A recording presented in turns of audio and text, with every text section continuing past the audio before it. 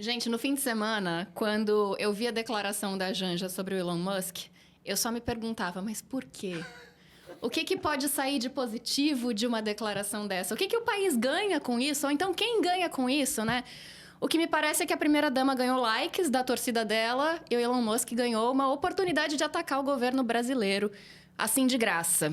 Quem perdeu foi a diplomacia brasileira e a própria agenda do G20, né? Porque no fim de semana não se falou em combate à fome, mas sim no xingamento da Janja. Tá certo, Marilis? Não, ela tá bem errada. Ela tá bem errada e eu acho que você resumiu o que aconteceu. Ui, meu Deus, Opa! olha, eu tô causando... quase derrubei a mesa. Eu acho que você resumiu bem, porque quem é que ganha com isso? Ninguém. Desde que o Lula assumiu o governo, se fala muito dele não improvisar, dele seguir a agenda, dele não tentar fazer gracinhas, porque a gente sabe que ao longo desses quase 2 anos que ele está no governo, algumas vezes, depois, enfim, o governo teve que se posicionar, falar alguma coisa, ou ele mesmo tentar se explicar, porque, assim, sempre que ele tenta improvisar uma fala, fazer uma brincadeira, ele acaba escorregando. E foi até uma coisa que ele falou lá atrás, que ficou... Eu não sei se vocês vão se lembrar no episódio do negócio de violência contra a mulher nos estádios, um torcedor que era um dado, na verdade, que mostrava que a violência contra a mulher aumentava muito depois dos jogos. E o Lula dava uma declaração que, claro, é só você ter um pouquinho de boa vontade para entender que ele não estava dizendo que o corintiano, tudo bem. Ele falou, não, eu sou corintiano, quando o Corinthians perde eu também fico chateado, mas você não vai bater na mulher. Isso criou uma confusão ali e tal. Claro que o presidente tem a obrigação de se fazer entender. Ele tem que ser mais claro nas mensagens que ele dá. Mas isso foi uma das situações que a gente foi lá discutir de novo a importância do Lula ficar na agenda, não querer fazer piadas e tal. A gente está na agenda agora com um evento importantíssimo do qual, né, o Brasil é protagonista, o país sede, é um evento importante para a própria passagem do Lula como presidente, é uma coisa que ele quer deixar no legado dele, e a gente está há 2, 3 dias falando só da Janja. Ela chega no evento já sendo bastante criticada em relação ao festival que ia acontecer ali na Praça Mauá, com vários artistas brasileiros, que o nome do evento era o Pacto para a Aliança contra a Fome e tal. Que ganhou Janja Palusa? Pois é, que ganhou o apelido de Janja Palusa. Então ela já chega, enfim, com um teto de vidro ali, sabe? E ela tinha que ter ficado no roteiro, não ter feito nada para que ela acabasse virando uma protagonista do mal, porque não é uma protagonista do bem. E a gente está falando sobre isso. O país não ganha, o governo brasileiro não ganha, Lula não ganha, ela não ganha, porque ela acabou, na verdade, atraindo mais antipatia que ela já tinha conquistado durante esse tempo que o Lula está no governo, desde antes, até na época das eleições, por parte da oposição que não se cansa de criticá-la. Então, foi completamente desnecessário essa postura dela. Eu acho que ela não entendeu, e eu acho que ela não entendeu ainda a gravidade da postura dela durante esse evento. Pois é, eu acho que tem algumas peças aí com as quais a gente pode trabalhar, mas a primeira é uma palavra, que eu acho que é inevitável trazer, embora não seja uma palavra agradável. A Janja é uma deslumbrada. Esse é o ponto principal. O que é o deslumbramento? É aquela pessoa que está acostumada com um determinado mundo e, de repente, é lançada num mundo que ela considera muito glamuroso. A Janja, de repente, por ser casada com o presidente da República, começou a se envolver com artistas que ela respeita muito, Caetano Veloso, Felipe Neto. Tem uma pletora aí de figuras famosas com quem ela passou a conviver. E para essa comunidade artística brasileira, essa relação é de interesse, porque a Janja abre as portas do Palácio do Planalto. Isso não é necessariamente dinheiro, não, mas isso é certamente influência em política pública, tudo mais, entendeu? O dinheiro para a cultura não é muito grande. Então, essa relação com o governo, esse pé na antessala, esse poder mandar um zap para a primeira-dama e ser respondido, para muita gente, isso tem imenso valor. E esse tráfico de influência rola pesadamente. Agora, para a Janja, é aquela coisa maravilhosa, né? Eu sento na sala das estrelas, eu abro a boca e todo mundo presta atenção em mim. Olha como eu sou importante. Olha como eu sou influente, olha como eu sou sábio. Todo mundo concorda com as minhas opiniões. E ela não está percebendo que aquilo é porque o zap dela está aberto àquelas pessoas e isso é um zap direto com o ouvido do presidente da República. Tem essa relação. Aí, quando você começa a se acostumar demais em achar que tudo que você fala é muito inteligente, e quando as pessoas que para você têm valor, que no fim das contas são uma bolha, né? Estão sempre concordando que as coisas que você fala são muito brilhantes, ela vai soltando a língua, ela vai soltando a língua, ela vai soltando a língua. Ela deu uma entrevista para a CNN nessa semana passada, que é uma coisa, que é um troço que é qualquer coisa de extraordinário, em que ela reclama que ela não tem um cargo formal. Como pode ela não ter um cargo formal? E que ela tem que, quando a primeira-dama do Paraguai escreve uma carta, ela tem que pagar para alguém escrever do bolso dela, alguém para escrever uma carta de resposta. Que ela, pasme, imaginem só, ela compra do bolso dela as roupas que ela veste.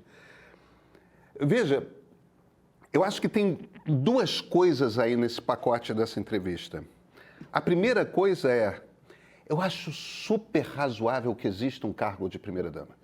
Acho super razoável que uma primeira-dama tenha uma assessoria que escreva cartas protocolares que são parte do jogo diplomático de um país.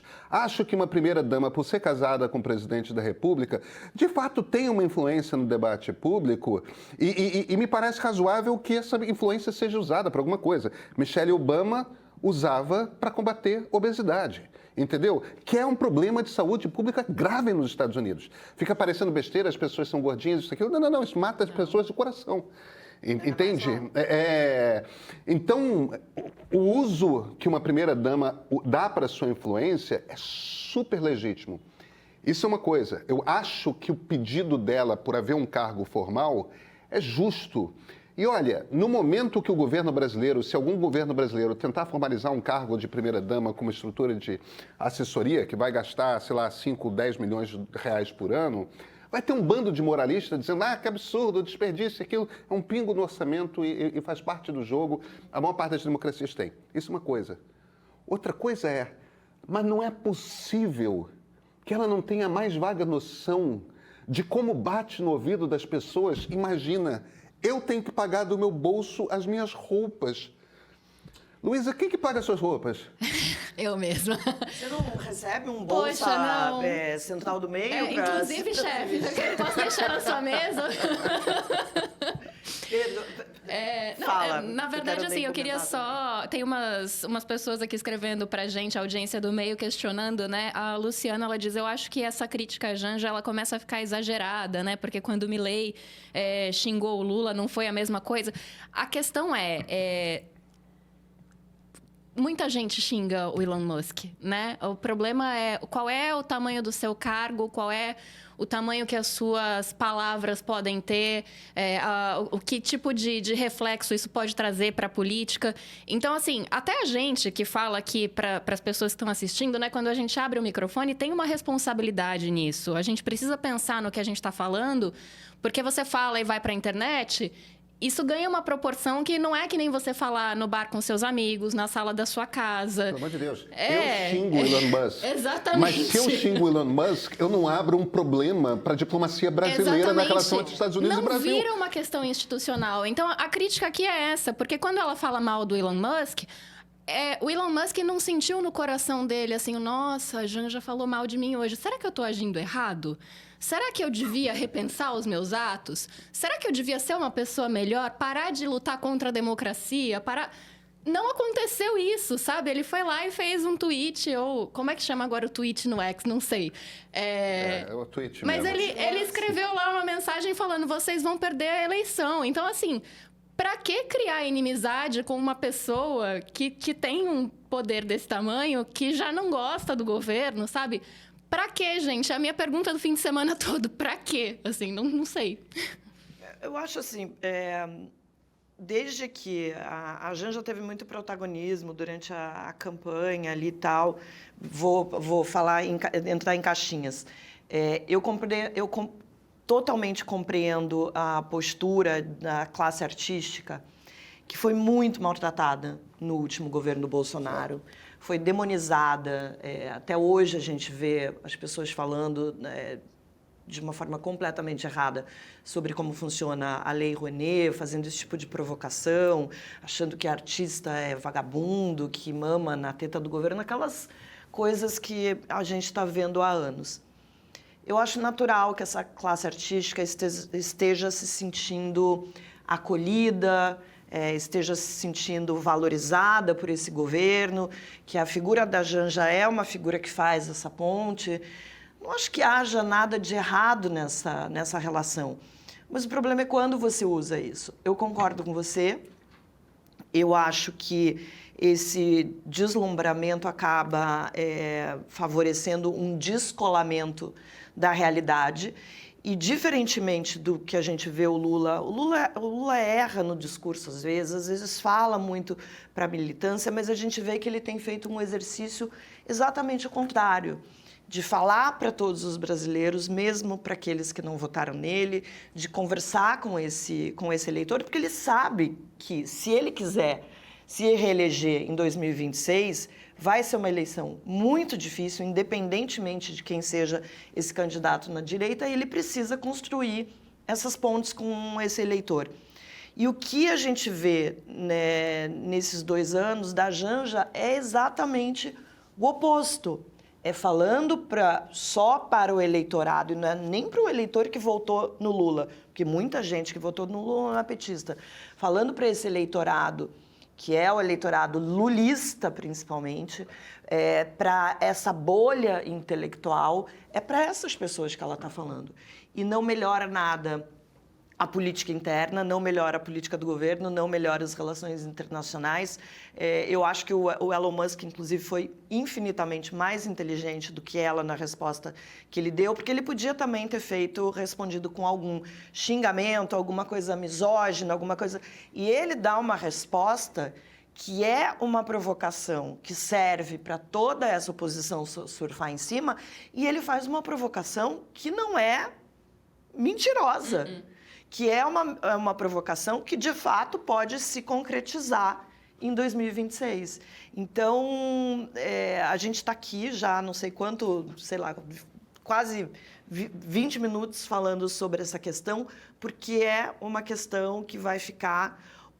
ela acabou roubando, inclusive, o protagonismo do próprio Lula, do próprio marido, que era quem deveria e quem gostaria de estar brilhando nesses dias como... E da pauta do combate à fome, pauta do combate à fome, porque não se falou absolutamente mais nesse assunto. Vamos chamar a Flávia? Né? Flávia, tá por aí? Boa tarde. Oi, gente, boa tarde. Boa tarde para quem está aí na bancada do Rio e para quem nos assiste, tudo bem? Eu vou dar meus pitacos aí na questão da Janja. Primeiro, eu estou bem em linha com vocês. Hoje eu não vou destoar, não. Hoje eu tô bem de acordo com o consenso aqui. Eu acho que, assim, eu sempre gosto de fazer uma ressalva. Acho que a Marilis e a Luísa, principalmente, vão entender de onde ela vem, que é o fato de que qualquer coisa que qualquer mulher do Lula fizesse, a oposição ia bater de qualquer forma, porque, enfim, faz parte do modus operandi e mesmo do debate político mesmo. A oposição, claro, de formas diferentes, elegantes ou deselegantes, mas oposição tende a criticar tudo que envolve um governante e tal, e esta oposição em particular, bolsonarista, de extrema direita, que eu me refiro, tem um grau de misoginia e de desprezo pelo papel que tudo que a Janja representa traz, né? Então, eu acho que isso... Eu faço essa ressalva porque, assim, eu não consigo imaginar qualquer outra situação em que a Janja teria qualquer tipo de elogio vindo da extrema-direita. Então, eu nem quero me concentrar muito nesse lado, porque eu acho que ele não agrega muito na análise do quão prejudicial é a fala dela. E eu acho que os pontos que vocês trouxeram são mais interessantes mesmo. Então, uma coisa que me chama a atenção é a contradição em 2 dias, né, da entrevista para a CNN até o momento em que ela xingou o Elon Musk e chamou o homem-bomba de Brasília de bestão, né? Foi tudo no mesmo pacote, inclusive.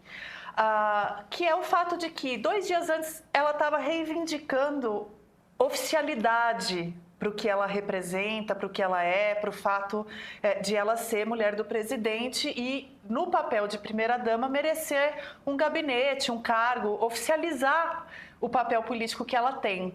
E que ela tem legitimidade para desenvolver, né? Não é só porque ela é mulher do presidente, embora ela só esteja com tanta proeminência porque é mulher do Lula, mas porque ela é uma mulher, e ela é uma socióloga, e ela tem o direito à livre manifestação, ao exercício da cidadania e tudo mais.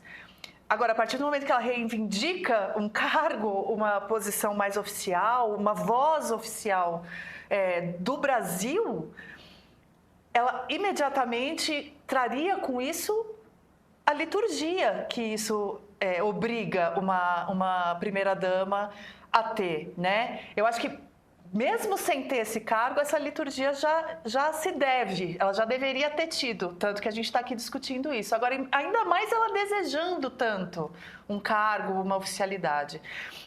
Sobre a pauta da fome em si, eu tendo a achar que hoje o discurso do Lula vai... Eu acho que a pauta vai começar a virar para quem não é da oposição que vai se apegar a isso e tal, né? Para bater nela, para bater no governo. Agora, também me chama a atenção o fato de que o Lula, tanto por afinidade com a pauta, como por uma escolha política inteligente, escolheu uma bandeira, uma pauta muito difícil de alguém discordar. Até o Milei teve que ceder e acabou entrando na Aliança Global contra a Fome, porque... Imagina você ser uma pessoa que se coloque contra o combate à fome, né? Supera a direita, a esquerda. Então, ele tinha nas mãos uma pauta, tem, né, ainda uma pauta tão rica, tão oportuna para exercer o que ele deseja de legado e etc. E a postura dela, que é a postura de uma militante, foi uma postura de militante, não foi de primeira-dama, não foi de política, foi de militante. Poderia ou pode ter posto muito a perder nesse protagonismo do presidente Lula, né? Se fosse 2 anos atrás, seria uma militante xingando um bilionário? Do jogo, direito de expressão, cada um faz o que acha que deve. O Felipe Neto xingar o Elon Musk? Agora, o Elon Musk não é mais só um bilionário, enfim, dono de uma rede social que promove extrema-direita. Não é só isso mais, ele é um nomeado pelo governo dos Estados Unidos. Então, assim, eu realmente achei uma bola foríssima e coloco no pacote o fato dela chamar o homem-bomba de bestão. Eu achei tão grave quanto, tá? Hoje a Bela Megali deu no Globo, nossa colega jornalista do Globo, deu uma nota falando que 2 ministros do Supremo Tribunal Federal lamentaram muito ela ter falado isso. Primeiro, porque tira a gravidade do que o cara fez, coloca num balaio de quase uma banalidade, uma coisa infantilizada, uma coisa... E não, é muito grave o que aconteceu, né? Mas eles mesmos fazem uma ressalva de que isso não deve afetar em nada o processo, obviamente, nem teria porquê. Mas, assim, ouvir isso da boca da primeira-dama, eu não achei bacana também, não. Agora, é difícil, né, Marilis? Vou jogar essa bola para você, Marilis, e para a Luísa. É difícil a gente poder... É impressionante o tanto que eu estou medindo minhas palavras para criticar a Janja, porque, assim, a gente quer tanto, né, uma primeira-dama, uma mulher, qualquer mulher na política que seja ativa, que tenha uma voz, que tenha respeito, que tenha lugar mesmo para falar as coisas que deseja. E assim, eu tô achando realmente que ela prestou um desserviço para esse nosso desejo, né? Eu realmente fiquei muito, muito frustrada de ver essa atuação dela no final de semana, muito ruim mesmo. Foi o tipo de coisa que, enquanto eu estava pensando aqui para entrar no ar, eu tinha essa mesma preocupação, assim, porque, por exemplo, essa aproximação dela da classe cultural que o Pedro estava falando, né? Não é a primeira vez que ela promove um evento com shows, um festival. Eu acho isso ótimo e que bom que ela faz isso. E acharia justo mesmo pedir uma estrutura, um gabinete, alguma coisa para ela trabalhar e mexe com isso, sabe? Tudo bem, escolhe uma área com que você se dá bem. Ninguém é bom em tudo, ninguém precisa comentar tudo, ninguém precisa fazer tudo, né? E ótimo que haja uma mulher com opiniões ali, que seja atuante no governo, mas calma, né? Olha, essa questão, por exemplo, da oposição que a Flávia trouxe, né, da oposição, qualquer coisa que a Janja fizesse, a oposição ia cair em cima. Mas isso acontecia também com a Michelle Bolsonaro e eu acho que acontece até hoje. Sempre que a Michelle está em algum evento, quando a gente fala sobre a postura dela nesses eventos do PL, essa conversa dela que é muito direcionada, a gente está falando que a Janja conversa com uma bolha, mas a Michelle também conversa com uma bolha.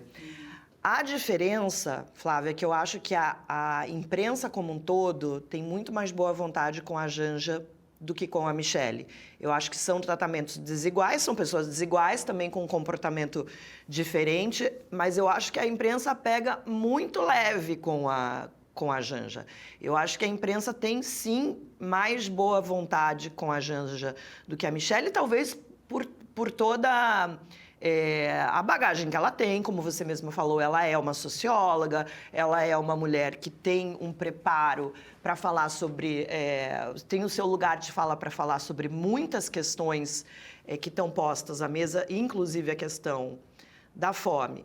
Mas ela acaba sendo blindada de uma certa forma pela imprensa. É a sensação que eu tenho. Eu achei muito bom que você trouxe a questão desse comentário do bestão que ela fez, que de uma certa forma eu acho ainda pior do que ela ter xingado o Musk.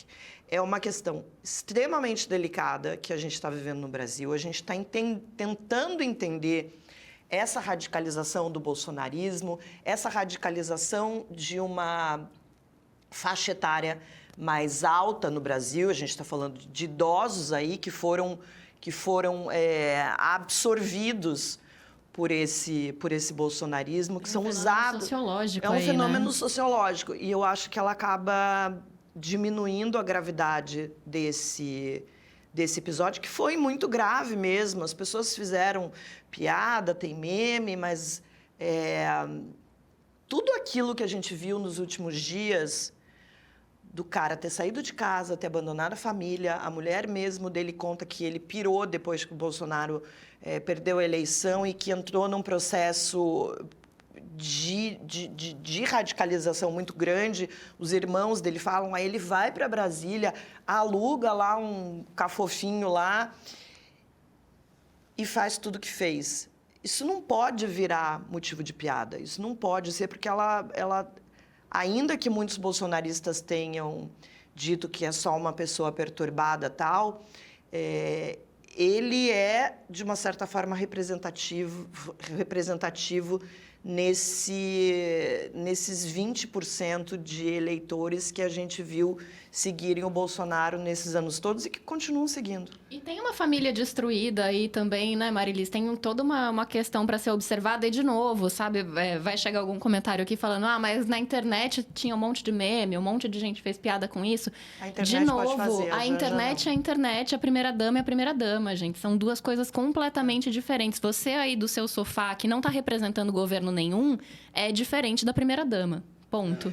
Lula, só para terminar, o Lula sabiamente não falou nada sobre o episódio, talvez porque estavam ali calculando como ele deveria, até agora não, inclusive porque o G20 estava aí, né, isso aconteceu às portas do G20, e aí ela vai lá, tudo que ele não falou, tudo que ele se manteve em silêncio para não provocar nenhuma crise em relação a esse assunto, ela foi lá e destruiu com essa declaração péssima. Tem uma... Eu quero só corroborar um comentário dos ministros do Supremo. O tio França é um típico lobo solitário. Eu vi muita gente na esquerda dizendo não é lobo solitário, ele foi radicalizado pelo bolsonarismo, sim. Que é o tipo do comentário de quem não entende o que um lobo solitário é. Lobos solitários são radicalizados por movimentos políticos na internet. Lobos solitários, hoje em dia, é justamente isso. E o problema da complicação com lobo solitário é o seguinte, quando você tem um grupo terrorista, um IRA, né, o IRA, um ETA na Espanha, uma Al-Qaeda, um ISIS, quando você tem um grupo terrorista organizado, serviços de inteligência, seja nacional, seja da polícia, tem como acompanhar, sim, você espionar, rastrear, né? Você tem como rastrear. O grande problema dos lobos solitários é que você tem aquele discurso de ódio construído dentro da internet, entendeu? Que está espalhado, porque está nos WhatsApp, está nos Telegrams, está no Twitter, está nas redes sociais em geral, está nos fóruns. E você vê aquele bando de gente exposta àquele tipo de discurso, mas você não tem como identificar daquelas milhões de pessoas quem que tem perigo de se radicalizar ao ponto de fazer um ato de violência como eu vou matar um ministro do Supremo e vou me matar nesse processo. Então, primeiro aquilo é uma tragédia pessoal, é uma tragédia familiar, porque esse senhor se matou, deixa 3 ex-mulheres, deixa irmãos, deixa pessoas que conheceram e que gostavam dele e que viram, evidentemente, ao longo dos últimos meses, a saúde mental desse cara deteriorar. Porque ele chegou ao ponto disso, né, de se matar por conta de maluquice que ele leu na internet. Agora, ao mesmo tempo, sempre que um episódio desses acontece, mais 5 pessoas têm ideia. E dessas 5 pessoas que têm ideia, uma pode, daquela ideia, partir para a execução. Porque já está num momento ali que a vida está mais desmontada. O que aconteceu com o tio França? Ele, ao mesmo tempo, no mesmo grupo de meses, perdeu tudo por causa de enchente em Santa Catarina e se separou do 3º casamento. A vida dele estava desestruturada num nível...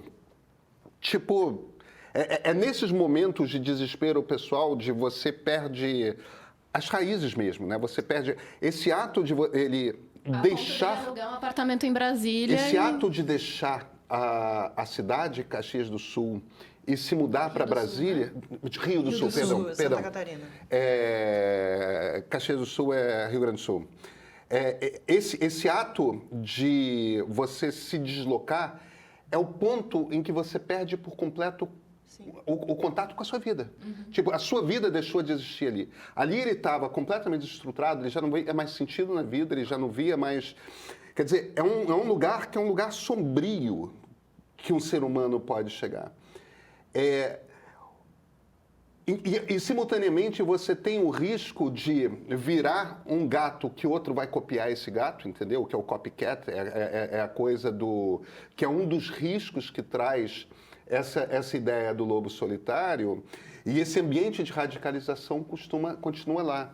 Veja, Aquele troço podia ter sido muito pior. Ele não tinha a mais vaga ideia de como manejar explosivo. Se ele tivesse feito algumas buscas no Google, o que ele teria feito era muito mais grave. Mais 2 tutoriais no YouTube e pronto. Cara, no YouTube eu acho que você não vai encontrar, mas um pouquinho no Google você acha. Um alto jabá?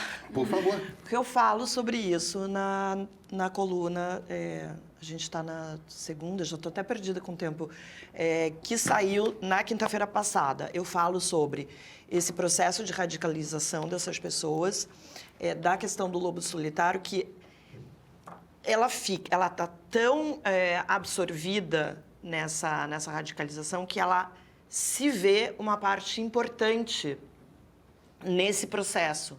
E vai lá e faz uma coisa sozinha, não necessariamente, mas porque ela acha realmente que ela tá contribuindo de alguma forma para aquela causa que ela acredita que é uma causa importantíssima. Então, se você não viu, vai lá, assiste, dá seu like, compartilha, porque eu falo exatamente disso. Porque não é dizer que o bolsonarismo não tem culpa. Claro que tem culpa da radicalização, mas essa explicação que o Pedro dá é o que eu falo lá.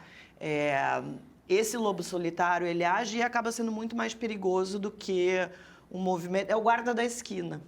É isso. É o guarda da esquina. E tem esse alto risco que os grupos de inteligência de polícia, ou mesmo a BIM, não conseguem descobrir o lobo solitário.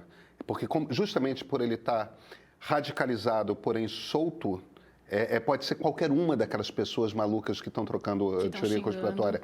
Você não consegue mapear essas pessoas na maior parte das vezes. De certa forma, num país como o Brasil, o lobo solitário radicalizado pelo bolsonarismo é muito mais arriscado do que um grupo organizado.